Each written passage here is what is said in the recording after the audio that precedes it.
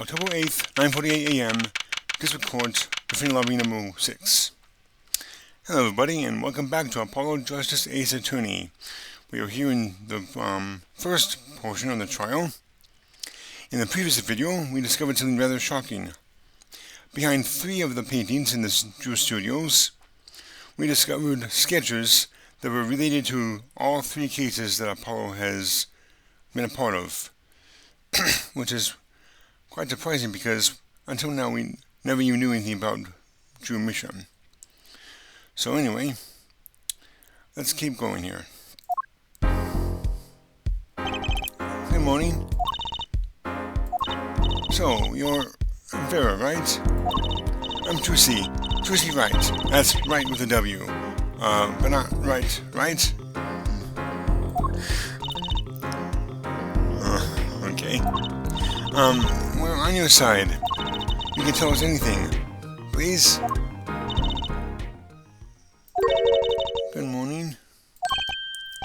She speaks. Not bad, not bad. But I think you'd do better with a little smile, you know? You're so pretty. You need to sell yourself, you know? Trucy, let's take it easy for starters.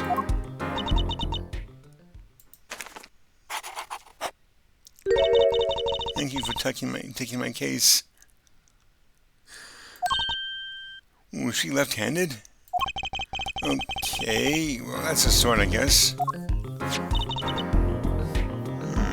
Interesting. There she goes with a nail polish again. That's great, really. It's so cultured.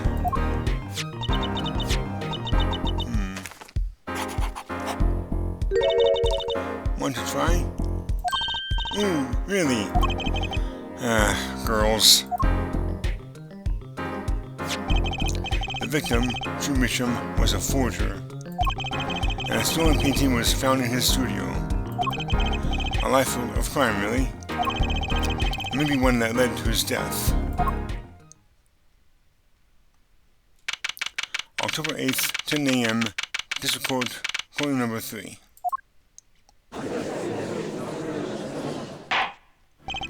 Well, we will now begin the trial of Vera Misham. Is the judge okay? His voice is all raspy, and he's looking around all nervous-like. The repercussions of today's trial will most likely be felt for a long time, and may indeed alter our legal system forever. Today is the test of the jury system, and the first step toward a new order in our courts. Daddy's secret mission: the jurists will function like a jury. It is hoped their inclusion will help the courts to better reflect the people's will. Why aren't there any jurists in the courtroom? 3 closed-circuit cameras watch this courtroom at all times. The jurists have access to everything that transpires.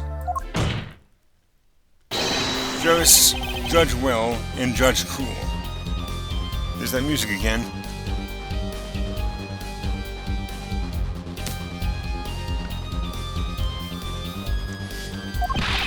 Now, see here, Prosecutor Gavin. I was going to say that. My apologies here, Judge. Jurists today judge today's trial cruelly, if you would be so kind. The jurists are unbound by the letter of the law. They don't affect the trial with evidence, but by their feelings. And we're about to find out just what effect they're going to have. Very well, Prosecutor Gavin. The details of the case, if you would. The victim is the painter, Vera Misham. He was killed in his own studio. His coffee was poisoned. By whom, do you ask? By none other than the defendant, Vera Misham. Objection! There wasn't any poison in the coffee. Chung. Someone has been doing their homework. Octung. Indeed, poison was not present in the coffee, but on the mug itself. The mug? Residue was found on the rim, I see. The autopsy report describes the manner of a victim's death. The court accepts this as evidence. Misham's autopsy report added to the court record. Death by acetylquinine poisoning. Estimated time of death, 9 to 9:30 p.m. According to this report, the victim's death was caused by acetylquinine poisoning, a chemical compound that does not occur naturally. Lethal dosage is a mere 0.002 milligrams. A touch of acetylquinine in the body is a touch of the reaper's scythe. Very well, Prosecutor Gavin, you may present your witness. I offer you today a simple man for a simple case. A man who witnessed the murder in its entirety. A journalist, no doubt. The witness will state his name and occupation. Ah, right. Well, for starters, my name is Spark Bushel. My job is a lone observer of the world. In other words, a freelance journalist, right? If you don't mind, I'd like to state something here for the record. Yes, Mr. Bushel? I dislike conclusions, specifically the aspect of jumping to conclusions. Preconceptions make park sandbox around this desert waste. End quote. Yeah, I said desert instead of desert. But you are a journalist. You said to do so yourself yesterday. Well, that's true, yes. But you must understand, I stand before you today a man with a dream. I'm offering you my testimony in exchange for exclusive rights to the story. Scoop turns Mr. Bushel into that Mr. Bushel. End quote. Let's hear your testimony then, shall we? A simple case, eh, Gavin? For me, the jury is still out.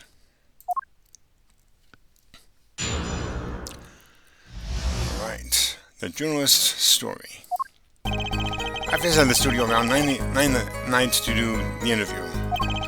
The first outsider to enter the atelier. Journalistic history made. End quote. His daughter brought us coffee right after we started. And you know what happens next.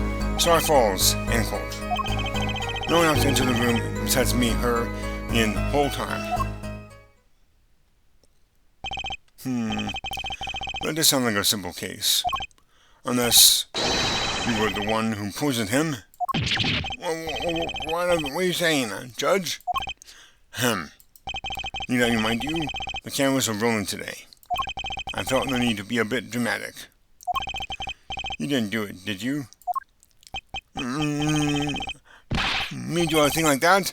Come on, that's like newsmaker making the news, end quote. Or even contemporary witch hunt, end quote. I know, white accusations rock courtroom, end quote. Rock indeed.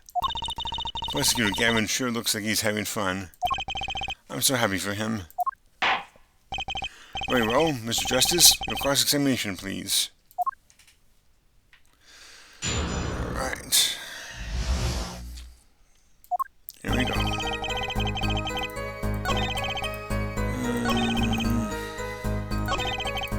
Hold it!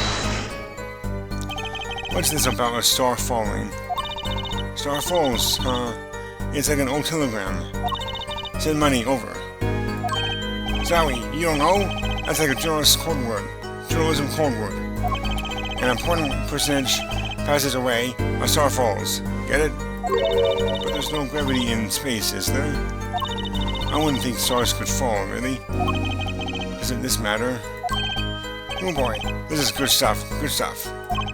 How about star breaks? Ah, lacks punch. I know, star dies. Ah, lacks imagination. Of course, you could go with Drew dies, straight to the point. I like it. I think we need to hear about something a little more substantial.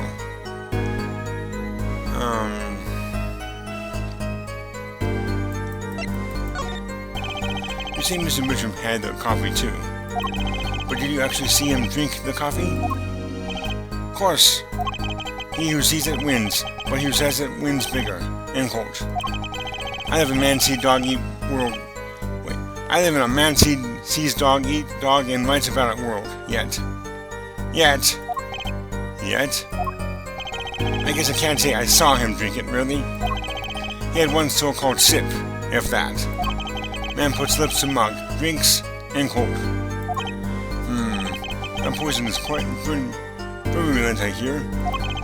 My stomach did a so-called somersault, since I'd gulped down that coffee without so much as a second glance at it. Wait, maybe something's there. Some kind of so-called trick.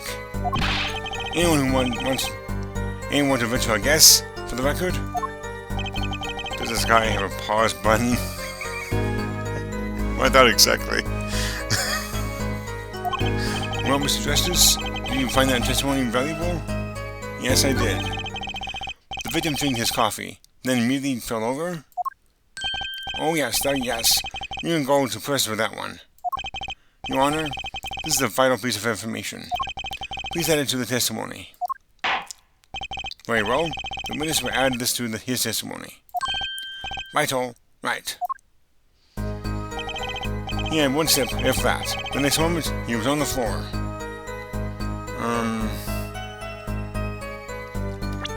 You sure about that?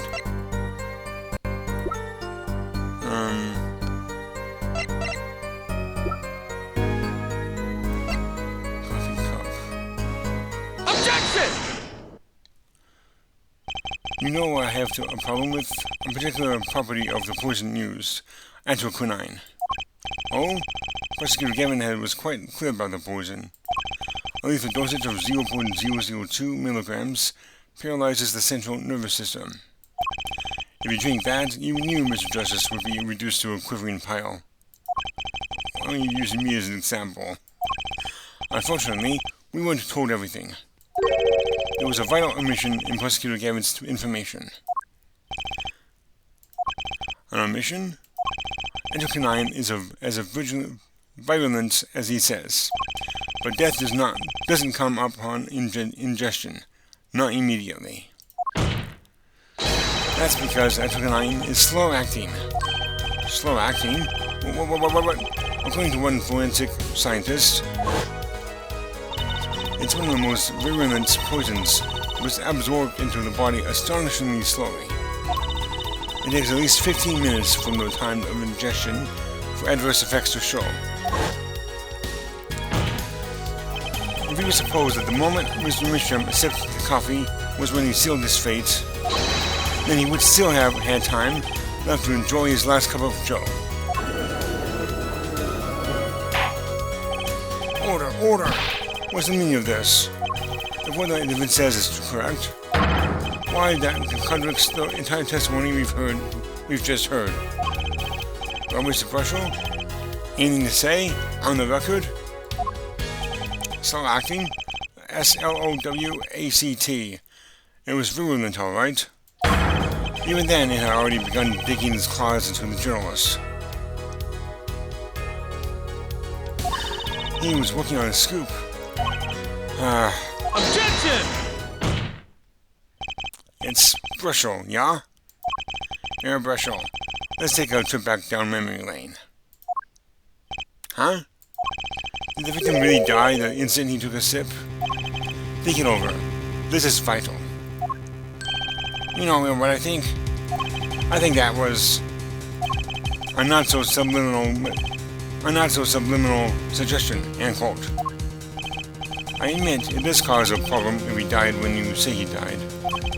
I would be forced to say off-finishing to my simple case, and you would be forced to say farewell to your article. Come again? You can't write a story based on conjecture, can you? And as the case drags on, other reporters will pick up the scent, and you'll be forced to kiss your exclusive scoop goodbye. Scoop. Look, just wait a second. Just 1 second. We're waiting. Out with it. I think I just recalled a so-called important detail. A revival of recollection, end quote. A story's survival, end quote. I'm totally confused, end quote. I love this part. I totally That's hilarious. His look at his face, he was hilarious. Pretty funny, huh? Actually, I did notice when I visited the studio. I'd heard a poison that takes the sweet time, see? But not what I've been saying for the last few minutes, apparently. Mr. Brushel, are you saying you noticed something that explains what happened? You bet I am. The antidote for a poisonous contradiction, end quote, you might say. Or, I still have no idea what you're talking about, end quote, I might say. I figured it out, but only after an in-depth interview. See, thanks to my journalism skills, I know who poisoned that coffee. Is that so? Order, order, order! As far as I can tell, the witness is standing by his testimony. That Mr. Misham died in the instant after he drank. Excuse me a second. Okay. Of course I'm standing by my testimony. And my dream of exclusive rights to this story. I suppose there's too much to hope for. What was? Of course he wouldn't choose a simple case. Not him. Him? Phoenix Wright. Who else? Actung, Air Brushel. Report for us, if you would. What is it that you noticed? This court is a critical trial of the jury system.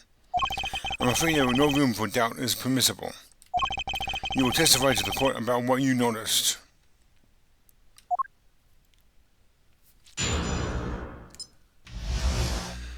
What Brushel noticed.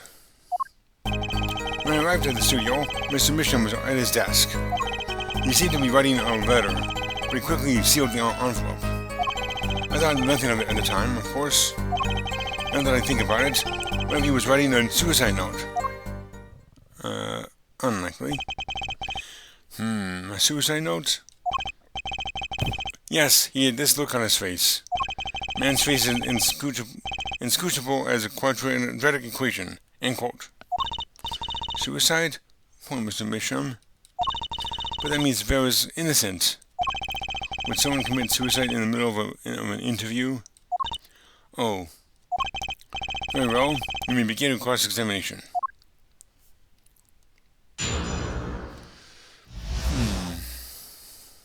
Interesting. What do you say? Hold it! So he put the letter away when he saw you? Early reporter gets worm. End quote. That's my secret. I'm not sure I follow. It's the night of the interview. I arrived 15 minutes ahead of schedule. The handle turns, the door opens, and I barge in. Are you sure that's okay to do? I mean, isn't that unlawful entry, really? Mr. Misham sure seemed to think so. You should have seen him.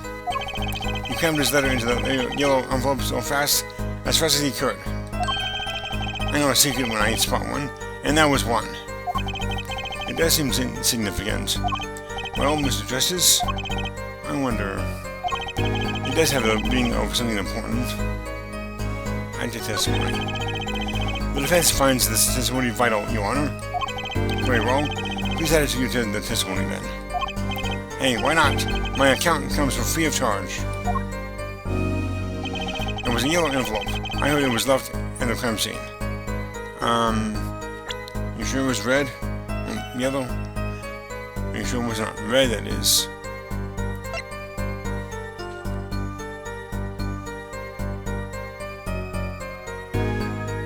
Objection! As it just so happens, there was a single letter in a desk drawer of the scene. And an envelope. What? Prosecutor Kevin. Yes? Was a yellow envelope found in the scene of the crime? Unfortunately, no. But I have a forehead. It's easy to make a mistake for the color of the envelope. I guess, but not this envelope. You see, it was postmarked already, 7 years ago. Well, Mr. Brushel? I can explain that. True, right. He wanted to get that little envelope pronto. I keep saying envelope and envelope. Gotta pick one. Get out of sight and my beady eyes, right? So we grab the nearest envelope and crammed it away. And what about the whole red and yellow envelope contradiction? Trump? Well, Mr. Justice, have anything to say to the witness's claim? That night, the victim put a letter he had been writing in a red envelope.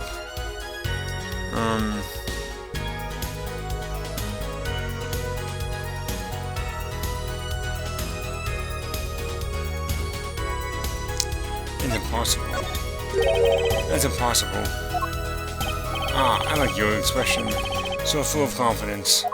It's simple, really. And it just so happens, the defense team investigated the contents of this envelope with the assistance of a forensic scientist. What?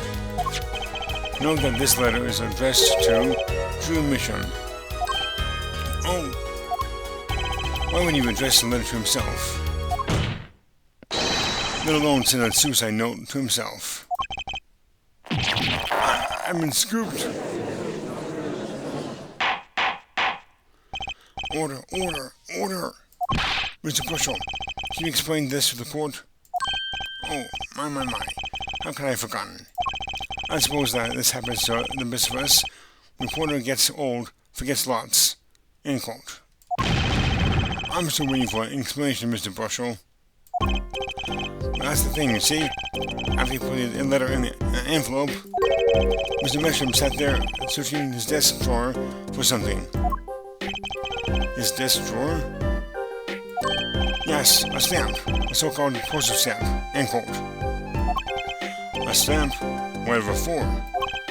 Well, to mail his letter. What else? And then, why yes, I think I saw him put it in his letter box. Yes, there was a yellow envelope. And he put it in that box. Well, apparently this yellow letter... Hang on. Oh, how I wish it did. Just think if that were a suicide note. What a story. Star writes suicide note in front of reporter. False. End quote. As I was saying, that has nothing to do with this case. That said, yes, Your Honor, it makes me wonder about the contents of that red envelope.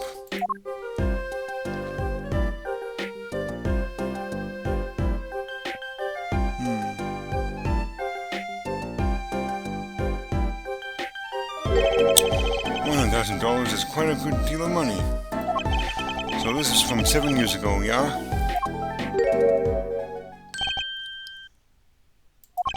So am I finished? Am I finished here?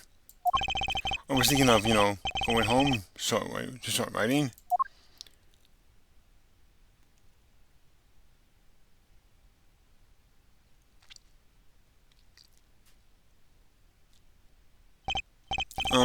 I need to state what it should be pretty obvious to anyone. But when you catch the scent of a story, you make that rather ununique face. Come on. Attorney has active imagination, little else. End quote. You gotta notice something, and my eyes aren't what they used to be. I'm starting to understand what all this perceiving stuff is about. Judge has active imagination. End quote. I don't know why, but I love it. Apollo makes this face. Please continue with your testimony. Tell us about the scent of a story. Hey, I'm the one asking the questions here, usually.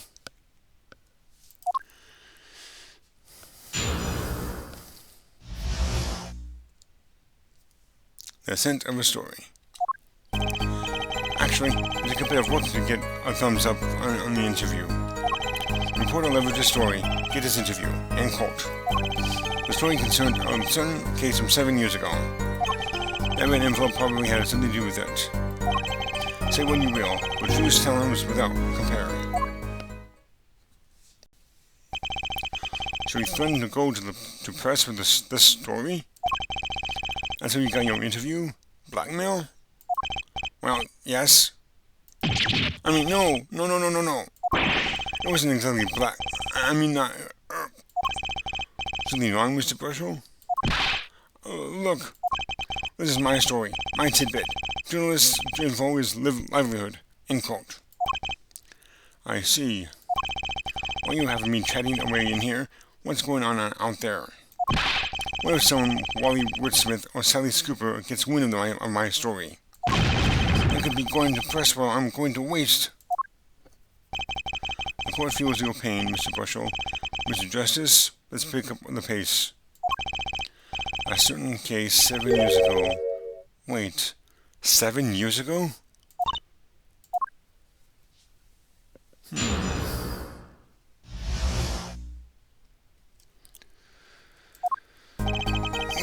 Use this then.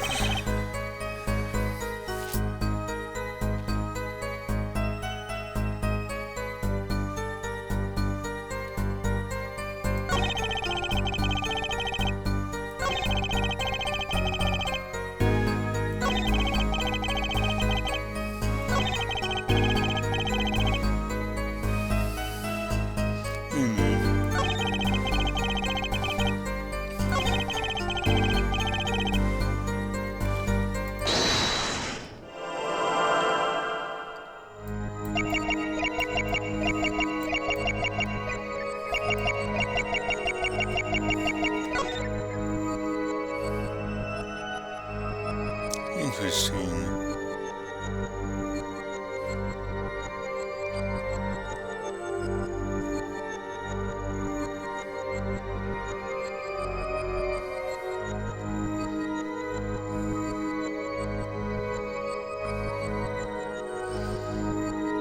Gotcha!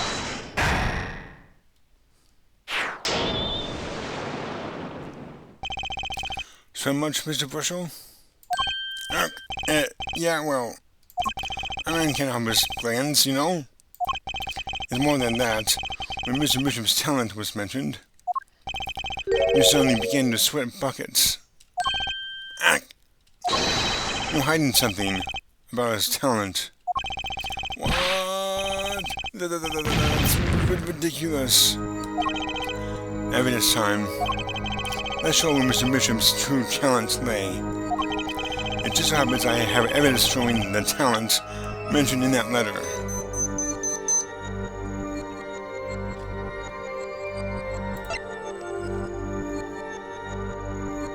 Take that! This painting was found in Mr. Misham's studio. There are two problems with this painting. The first is it wasn't painted by Mr. Misham. Sorry about that, I had to pause my recording briefly. The second is that there was another painting in the studio, which looked exactly like this one, except it was only half done. Then we have the letter discussing a payment of $100,000, which suggests a certain business operation. The business of making forgeries. Oh! That's hilarious. That should be my thumbnail. That is all, Your Honor. Everyone, please, everyone. Can we keep this private, please? This is my story, my scoop. Forgery, that's a serious crime. Joe Misham is known as an artist these days. Although rumors of it, he dabbled in another kind of art up until a few years back. Another art, you mean? Another art meaning forgery? Joe Misham was talented, alright? Talented at making precise, detailed fakes. A fact that certain criminal elements were quick to discover. Criminal elements? What? You can't seriously be talking about... Exactly. I'm talking about forging evidence. The rumors started circulating 7 years ago. Seven years ago? So, are we to understand that this letter, this payment of $100,000 was for... Exactly. Forged evidence that's tidy profit. End quote. Order, order, order! Why, it's like our victim was living a double life. Aha! This is my chance. So the victim had ties to the criminal world, right? He could have had plenty of enemies we know nothing about. Objection! This is my first time hearing of this criminal world.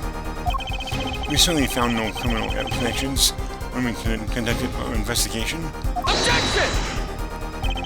But how do you explain all this money? You have to admit there was a possibility of some illegal activity here. Objection! But there is no proof tying this letter to our case. Our case was, and remains, simple from the beginning. Only the defendant could have poisoned that mug that night. And you, of course. Hey! The only thing I poisoned was my pen when I'm writing reviews. Mr. Bushel, your testimony to this point has been quite unreliable. It doesn't speak well of your reporting acumen. What are you talking about?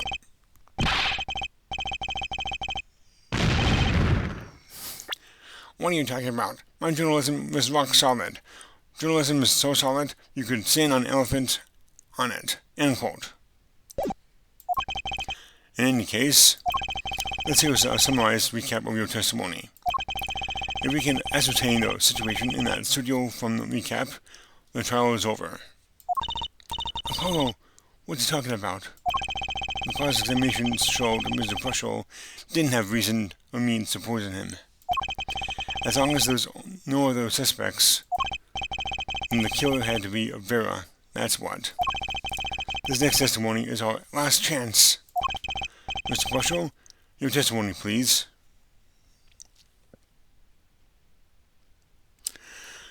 Okay, you know what? It's at 32 minutes, so I'm actually going to go ahead and end the video here. And next time we will continue with Bushel's testimony and this portion of the trial. So until then, everyone, hope you enjoyed this video, and if you did, go ahead and hit that like button, and I will see you all next time. So until then, take care.